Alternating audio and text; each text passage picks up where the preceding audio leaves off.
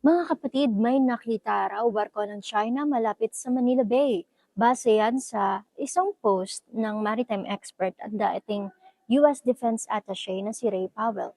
Ayon sa kanya, bandang pasado alas 7 kaninang umaga nang makita itong China Coast Guard vessel number 3306 malapit na sa Manila Bay at tila inaabangan yung barko ng Philippine Coast Guard na BRP Cape San Agustin. Tila gusto raw harangin ng mga barko ng China ang ating mga barko na papuntang Scarborough Shoal o yung tinatawag ding Panatag Shoal o Bajo de Masinloc. Pinapakumpirma na natin yan sa Philippine Coast Guard at kung ano ba yung magiging aksyon natin tungkol dyan.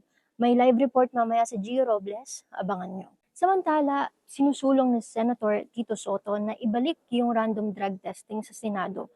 Kasunod nga yan ng napabalitang mayroon daw nagmamariwana sa loob ng Senado at isang staff daw yan ng isang senador. Ayon kay Tito Soto, nakakahiya yan at bawal yan. Pabor naman ng ilang senador na ibalik yung random drug testing. Kahapon sinabi na 2 beses daw na amoy yung marijuana sa loob ng CR ng mga babae. At ang pinagbibintangan dyan ay ang aktres na si Nadia Montenegro. Pero itinanggi yan ni Nadia at sinabi niyang may vape siya at baka raw yun yung naamoy sa loob ng CR.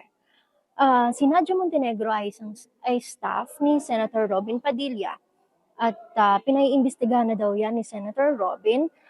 Sa ngayon, na naka-leave si Nadia Montenegro, pero pinapagsumite siya ng written explanation para paliwanagan nga itong aligasyon tungkol sa kanya. At meron siyang hanggang Martes para isumite yan. Patuloy naman ang investigasyon ng Senado tungkol dyan.